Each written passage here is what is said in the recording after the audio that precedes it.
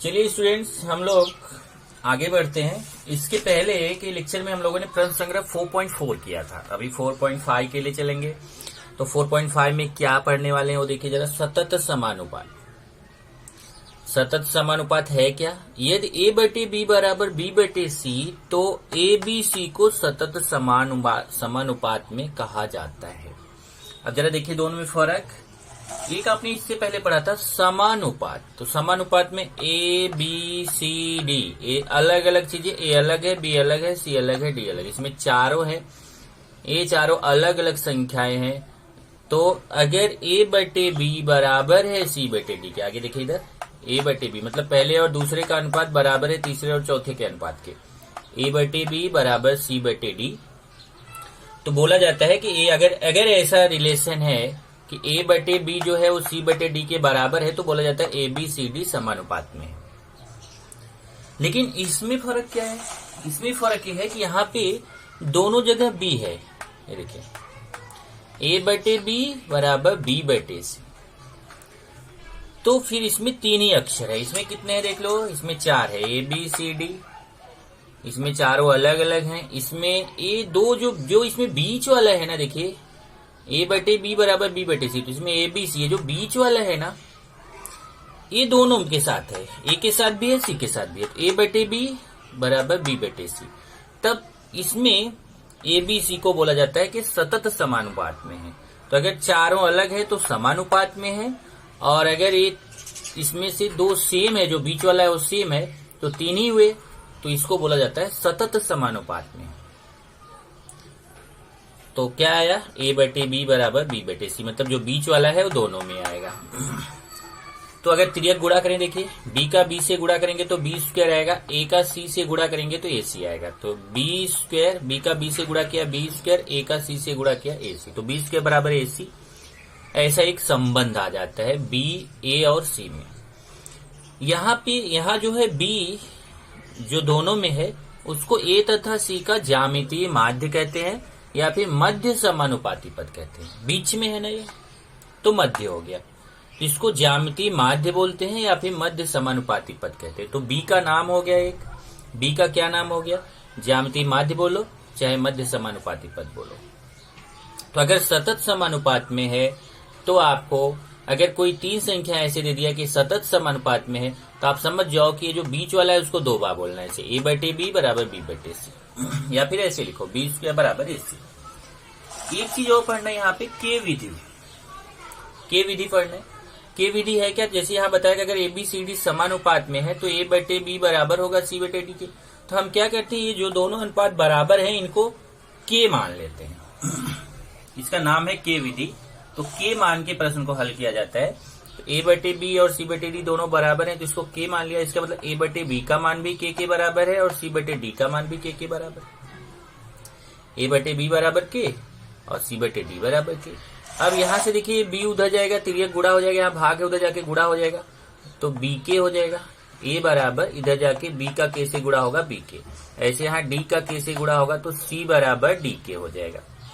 इस प्रकार के मानकर जब प्रश्न को हल किया जाता है तो इस विधि को बोला जाता है के विधि। तो जब प्रश्न को के मान के हल किया जाता है तो उस विधि को बोला जाता है के विधि। अब इसी पे डिपेंड है हमारा प्रश्न संग्रह 4.5। तो प्रश्न संग्रह 4.5 में अगर आप देखोगे इसमें कुल 6 प्रश्न है। आपके पास टेक्स्ट बुक होगा तो आप चेक कर चुके होंगे। इसमें कुल 6 प्रश्न हैं, जिसमें केवल 4 ही प्रश्न अपने को करना है, और इसमें 5वां और 6वां क्वेश्चन हमें नहीं करना है। तो यहाँ पे मैं लिखता हूं प्रश्न संग्रह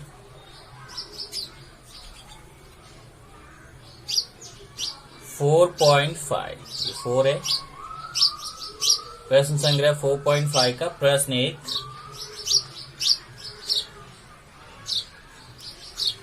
प्रश्न क्या है?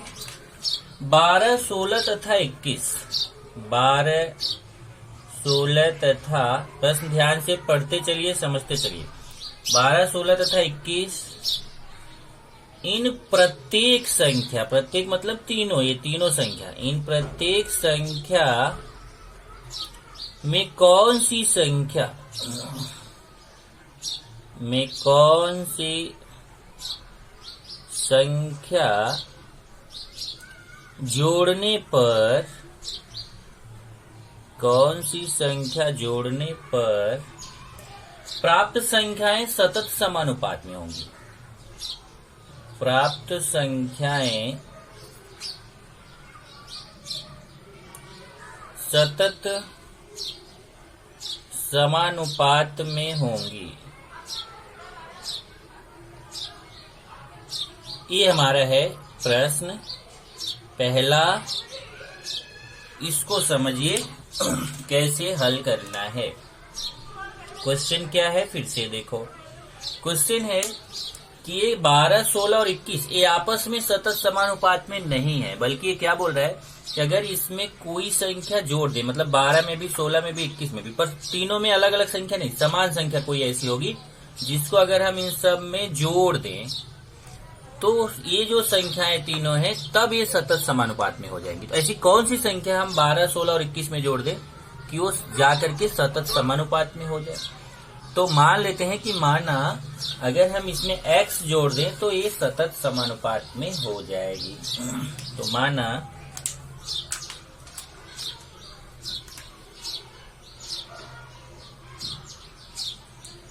बारह, 16 तथा 21 में x जोड़ने पर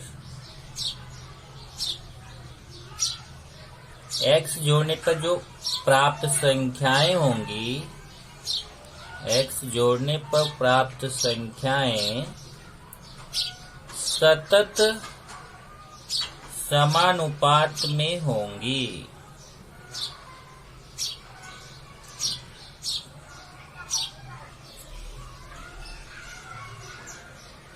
तो कितना जोड़ना है तीनों में, x। इसका मतलब अगर हम 12 में x जोड़ेंगे तो 12 प्लस x हो जाएगा, 16 में x जोड़ेंगे तो 16 प्लस x हो जाएगा, और 21 में x जोड़ेंगे तो 21 प्लस x हो जाएगा। ये तीनों सतत समानुपात में है, सतत समानुपात में है। अब हमें क्या करना है, x का मान निकालना है। x का मान निकालने के लिए क्या करेंगे, अब देखो जब ये सतत समानुपात में हो गया तभी हमने क्या पढ़ा कि अगर a b c सतत समानुपात में है तो a बटे b बराबर b बटे c, मतलब ये बीच वाला दोनों में बोला जाता है ना। तो वही सतत समानुपात का सूत्र यहाँ लग गया। अगर a b c, a b हो गया, a हो गया, c हो गया, a b c सतत समानुपात में है तो a बटे b बराबर c, सॉरी b बटे सी। यही था ना, देखो ए बी सी सतत समानुपात में है तो ए बटे बी बराबर बी बटे सी।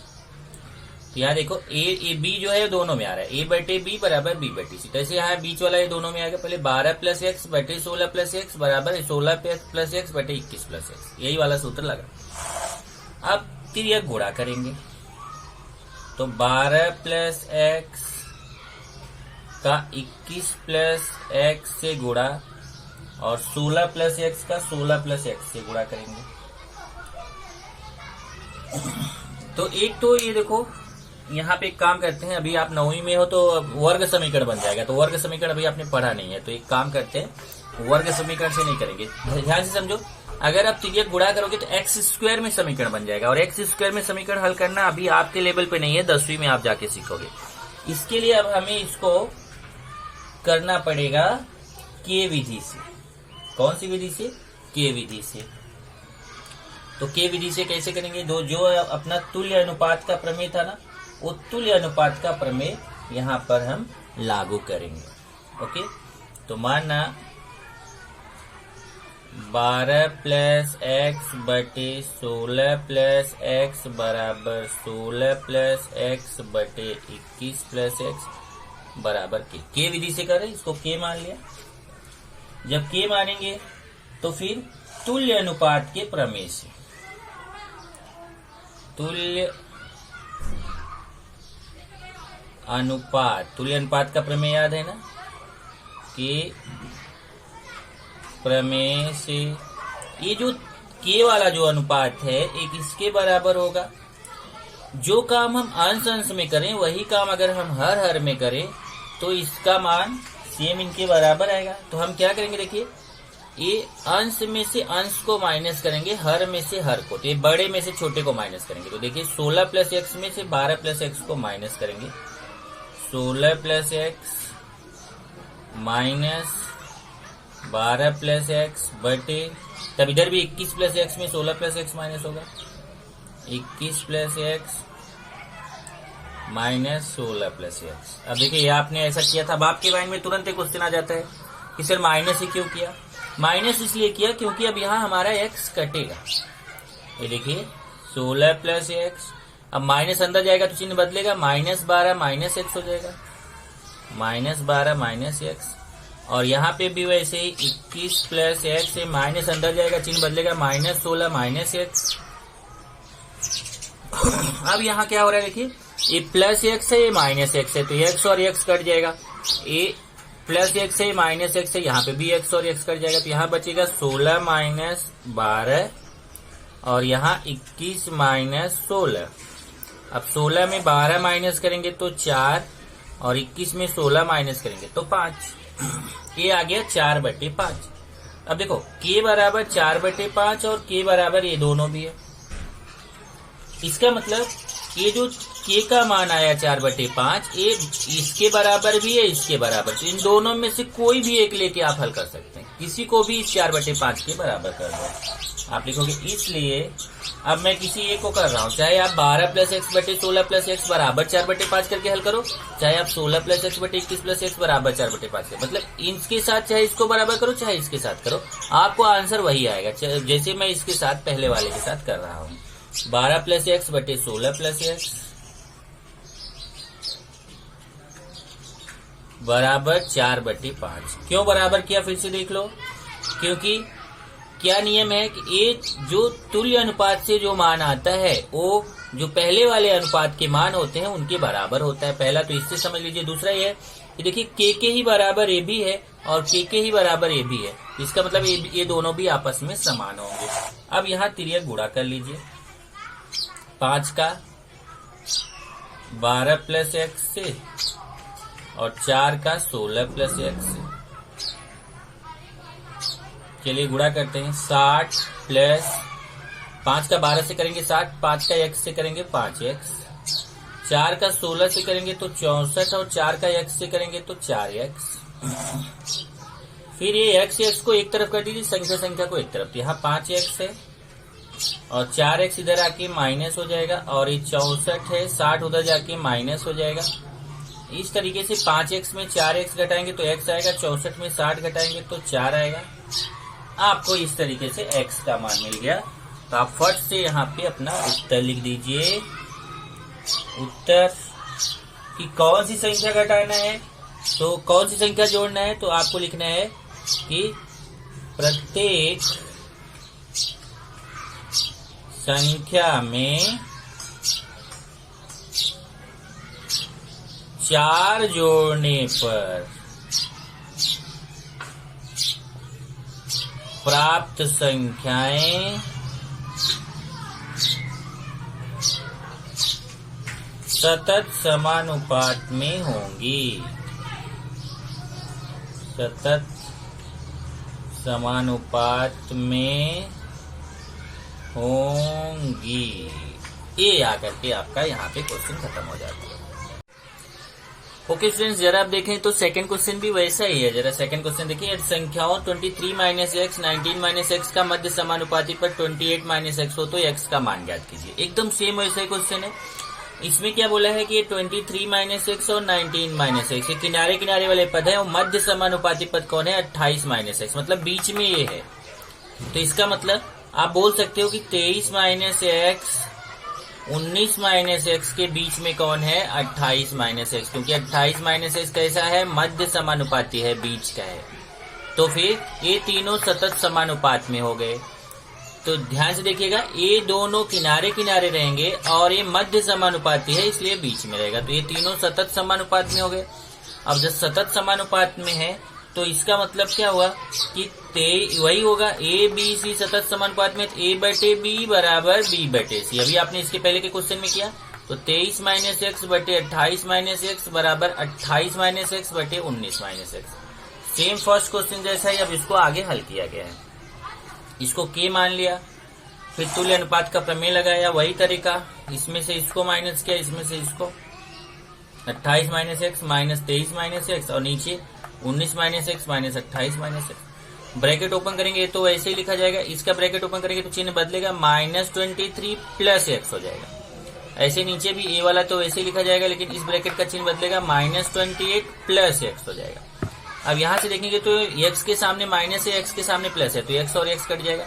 यहाँ एक्स के सामने माइनस है, यहाँ एक्स के सामने प्लस है, एक्स और एक्स कट जाएगा। तो 28 माइनस 23 बचेगा ऊपर और 19 माइनस 28 बचेगा नीचे। 28 में से 23 घटाएंगे 5 आएगा, 19 में से 28 घटाएंगे तो ऋण 9 आएगा, क्योंकि बड़ी संख्या के सामने का चिन्ह लगाना है। अब ये जो 5 बटे ऋण 9 आया है के का मान, ये इन दोनों में से किसी के भी बराबर करके हम एक्स का मान निकाल सकते हैं। तो मान लो पहले वाले के बराबर कर रहे हैं, 23 माइनस एक्स बटे 28 माइनस एक्स बराबर 5 बटे ऋण 9 कर दिया यहाँ। अब तिर्यक गुणा करेंगे, ऋण 9 का 23 माइनस एक्स से गुणा, 5 का 28 माइनस एक्स से। यहाँ ऋण 9 का 23 से गुणा करेंगे 207 आएगा, ऋण 9 का ऋण एक्स से करेंगे 9 एक्स आएगा, 5 का 28 से करेंगे 140 आएगा, 5 का ऋण एक्स से करेंगे ऋण 5 एक्स आएगा। फिर एक्स एक्स को एक तरफ करना है, संख्या को एक तरफ।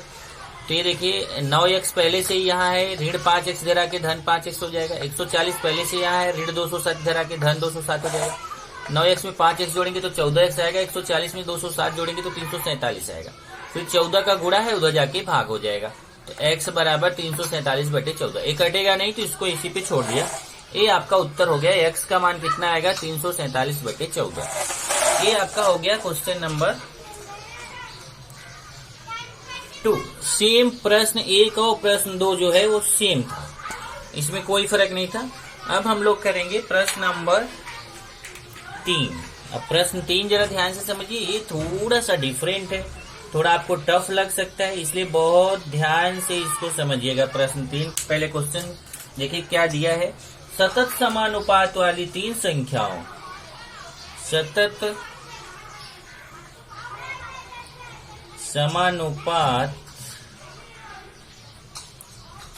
वाली 3 संख्याओं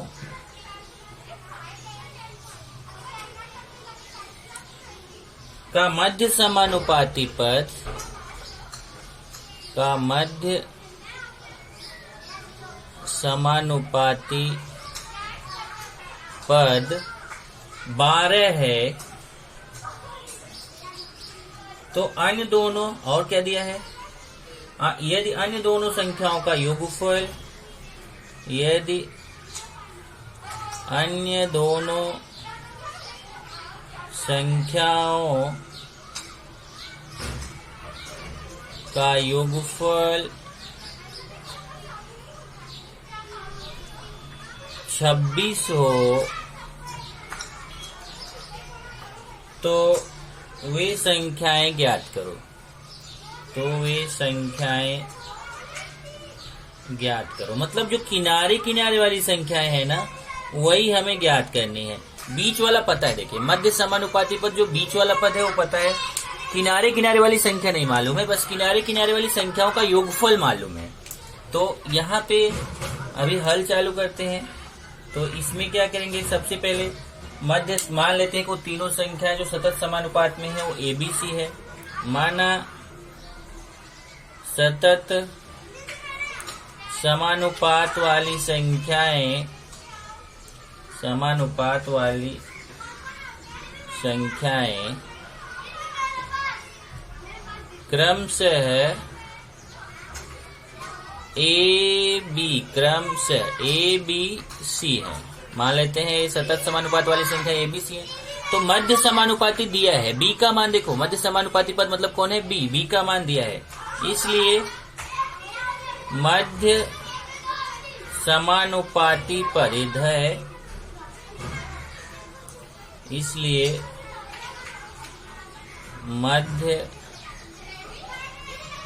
समानुपाती पद B का मान दिया है 12। B का मान कितना दिया है, 12।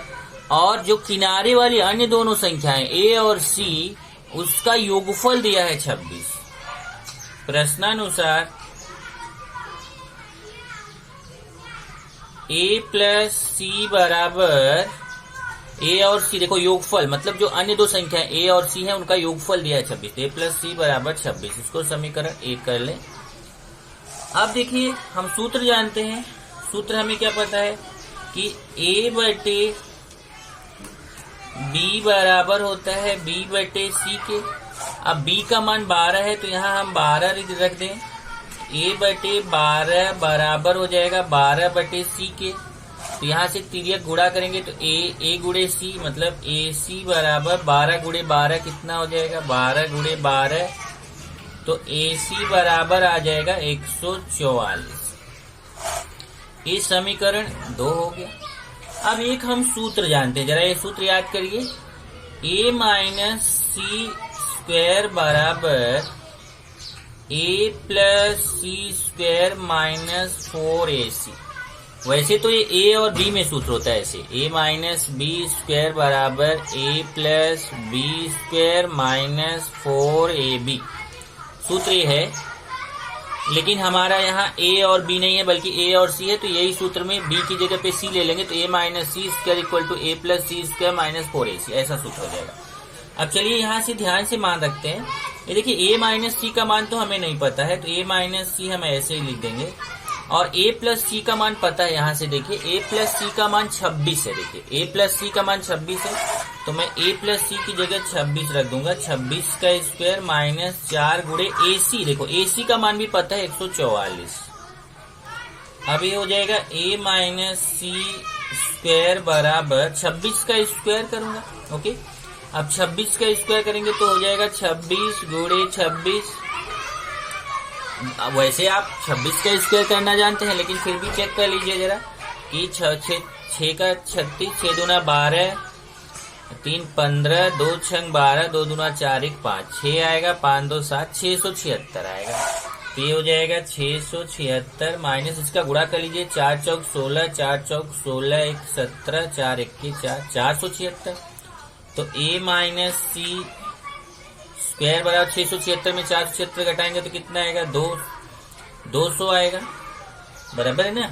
ए माइनस सी स्क्वायर चेक कर लीजिए एक बार, यहाँ पे 4 चौक 16, 4 चौक 16, 1 17, 4 1 4 1 5, यहाँ 576 आएगा।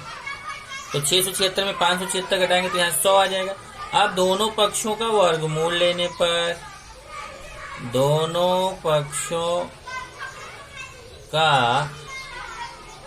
वर्गमूल लेने पर, अब दोनों पक्षों का वर्गमूल लेंगे तो यहाँ से देखिए इसका स्क्वायर हट जाएगा और ये वर्गमूल लेंगे तो यहाँ पे 100 करणी में चला जाएगा। ये देखिए ऐसे करणी में 100, और 100 का वर्गमूल कितना होता है 10 होता है। ए माइनस सी बराबर 10, ये समीकरण 3। अब हमें यहाँ पे 2 समीकरण मिला हुआ है, इन दोनों समीकरणों को हल करके ए और सी का मान निकालना है। कौन सा 2 समीकरण मिला हुआ है वो यहाँ पे देख सकते हैं। एक समीकरण 1 है ए प्लस सी इक्वल टू 26 और दूसरा समीकरण 3 है ए माइनस 6 इक्वल टू 10। इन दोनों समीकरणों को हल करना है। कैसे हल करेंगे? समीकरण 1 तथा 3 को जोड़ने पर, अब देखिए मैं समीकरण 1 और 3 को जोड़ूंगा कैसे, जरा देखिए। पहले समीकरण 1 लिखूंगा मैं। समीकरण 1 क्या देख लीजिए, ए प्लस सी इक्वल टू 26 और उसके नीचे मैं दूसरा समीकरण लिखूंगा, ये समीकरण 3 लिखूंगा, ए माइनस सी इक्वल टू 10। अब तुरंत आपके माइंड में क्वेश्चन आ गया कि आखिर आपने जोड़ा क्यों, आपने क्यों लिखा जोड़ने पर? तो इसमें क्या है कि जब आप जोड़ने पर करोगे तो सी और सी कट जाएगा। ये देखिए सी प्लस है और सी माइनस है तो सी कट जाएगा, तो यहाँ ए और ए मिलके 2a हो जाएगा और 26 और 10 मिलके 36 हो जाएगा।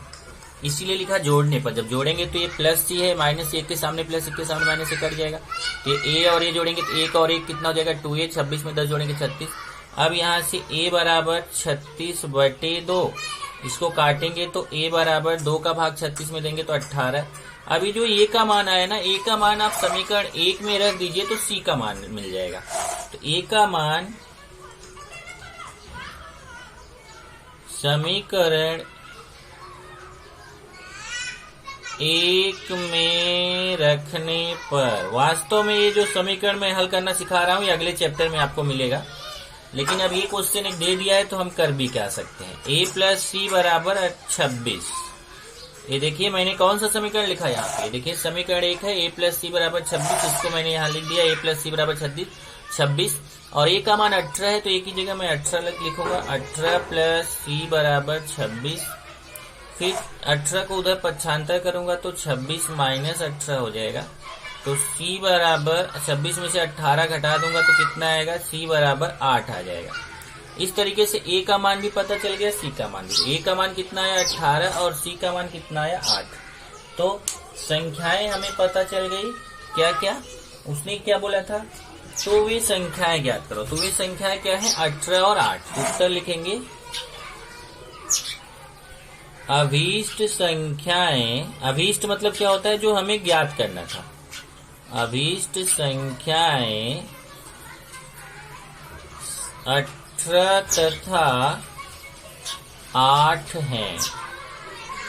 बाकी बीच वाली संख्या तो 12 है ही, किनारे किनारे वाली संख्याएं हो गई 18 तथा 8। चलिए फट से एक प्रश्न और कर लेते हैं, यही एक ही प्रश्न और करना है। प्रश्न 4 है, यदि a plus B plus C bracket a minus B plus C equal to A square plus B square plus C square तो सिद्ध करो एबीसी सतत समानुपात में। अब देखो ये पूरा प्रश्न में दिया गया और हमें सिद्ध करना है कि एबीसी सतत समानुपात में है। तो पहले जो प्रश्न दिया गया है इसको मैंने ले लिया। प्रश्न क्या है, a plus B plus C पहले ब्रैकेट में, दूसरे ब्रैकेट में a minus B plus C बराबर A square plus B square plus C square. ये पूरा प्रश्न है, इसी से हमें सिद्ध करना है कि एबीसी सतत समानुपात में। तो पहले हम क्या करेंगे, देखिए पूरा गुणा करेंगे। अब गुणा ध्यान से सुनो, गुणा आपको सिखाया गया है, यहाँ मैंने डायरेक्ट किया है, ध्यान से देखिए। जैसे पहले ए जाएगा ना तो इन तीनों के साथ गुणा करेगा। ध्यान से सुनो, फिर बाद में पूछोगे नहीं समझ में आएगा, इसलिए यहाँ ध्यान से सुनो। पहले ए जाएगा इन तीनों से गुणा करेगा, फिर बी जाएगा इन तीनों से गुणा करेगा, फिर सी जाएगा इन तीनों से गुणा करेगा। और गुणा का नियम होता है कि पहले चिन्ह का गुणा होता है, फिर संख्या तो है नहीं, फिर अक्षर का गुणा होता है। यहाँ देखिए अब ध्यान से, पहले मैं ए का नंबर लगाता हूँ। देखिए ए जाएगा, पहले ए से गुणा करेगा, फिर यही ए बी से करेगा, फिर यही ए सी से करेगा। पहले ए का गुणा ए से होगा ए स्क्वायर, फिर ए का गुणा बी से होगा तो पहले चिन्ह का प्लस और माइनस का गुणा माइनस, फिर ए का बी से गुणा ए बी, फिर यही ए का गुणा सी से होगा तो प्लस और प्लस का गुणा प्लस, ए का गुणा सी से ए से। अब ए का नंबर खत्म हो गया, बी का नंबर आ गया। अब बी जाएगा इन तीनों से गुणा करेगा, पहले बी का ए से गुणा होगा तो बी ए लिख सकते हो या ए बी लिखो तो बेस्ट है, ए बी। फिर बी का बी से गुणा होगा तो पहले चिन्ह का प्लस और माइनस का गुणा माइनस, फिर बी का गुणा बी से बी स्क्वायर, फिर इसी बी का गुणा सी से होगा तो पहले प्लस और प्लस का गुणा प्लस, फिर बी का गुणा सी से बी से। अब बी का नंबर खत्म हो गया, अब नंबर आ गया सी का। सी इन तीनों के साथ गुणा करेगा, पहले सी का गुणा ए से करेंगे तो ए सी हो जाएगा, चाहे सी ए लिखो चाहे ए सी लिखो, यहाँ देखो ए सी। फिर सी का गुणा बी से करेंगे तो पहले चिन्ह का गुणा प्लस और माइनस का गुणा माइनस, फिर सी का गुणा बी से तो बी सी आएगा, आप सी भी लिख सकते हो। और फिर सी का गुणा सी से करेंगे तो पहले चिन्ह का प्लस और प्लस का गुणा, यहाँ पे देखिए यहाँ प्लस आएगा, यहाँ प्लस प्लस और प्लस का गुणा प्लस, और सी का गुणा सी से करेंगे सी स्क्वायर, और उधर जो लिखा है उसको वैसे लिख दीजिए, A square plus B square plus C square. अब यहाँ से देखिए ये ध्यान से देखना, इधर बच क्या रहा है, चलो एक स्टेप मैं यहाँ पे बढ़ा देता हूँ। इधर बच रहा है minus A B plus A C plus A B plus B C plus A C minus B C. मैं क्या कर रहा हूँ पता है, ये ए स्क्वायर बी स्क्वायर और सी स्क्वायर को उधर लेके जाऊंगा, तो उधर पहले से ही ए स्क्वायर है, ए स्क्वायर उधर जाके माइनस हो जाएगा, उधर पहले से ही बी स्क्वायर है, ए माइनस बी स्क्वायर उधर जाके प्लस हो जाएगा, इधर पहले से ही सी स्क्वायर है और ये सी स्क्वायर प्लस है, उधर जाके माइनस हो जाएगा। अब देखिए इसमें कट कौन कौन से रहे हैं, ध्यान से देखना। इधर ए बी के सामने माइनस है और इधर ए बी के सामने प्लस है, तो ए बी और ए बी कट जाएंगे। इधर देखिए BC के सामने प्लस है और इधर BC के सामने माइनस है, तो ये BC और BC भी कट जाएंगे। इधर देखिए ए स्क्वायर के सामने प्लस है, ए स्क्वायर के सामने माइनस है, तो ए स्क्वायर कट जाएंगे। इधर सी स्क्वायर के सामने प्लस है, सी स्क्वायर के सामने माइनस है, तो सी स्क्वायर कट जाएंगे, बस इतना ही कटेगा। अब क्या बच रहा है वो देखते हैं। यहाँ बच रहा है AC plus AC, AC plus AC, और यहाँ बच रहा है B square plus B square. अब ये हो जाएगा AC प्लस AC 2AC, और B square plus B square 2B square. अब लिख देंगे 2 से भाग देने पर, 2 से भाग देने पर, जब 2 से भाग देंगे तो इधर वाला 2 कट जाएगा, इधर वाला 2 कट जाएगा, तो क्या आएगा AC बराबर B स्क्वायर, या B स्क्वायर पहले लिख दो, B स्क्वायर बराबर AC। अब B स्क्वायर बराबर AC कब आता है? जब ABC सतत समानुपात में होते हैं, तभी तो B स्क्वायर बराबर, आपको बताया था ना कि जब ABC सतत समानुपात में होगा तो A बटे B बराबर B बटे C होगा, तो B स्क्वायर बराबर AC होगा।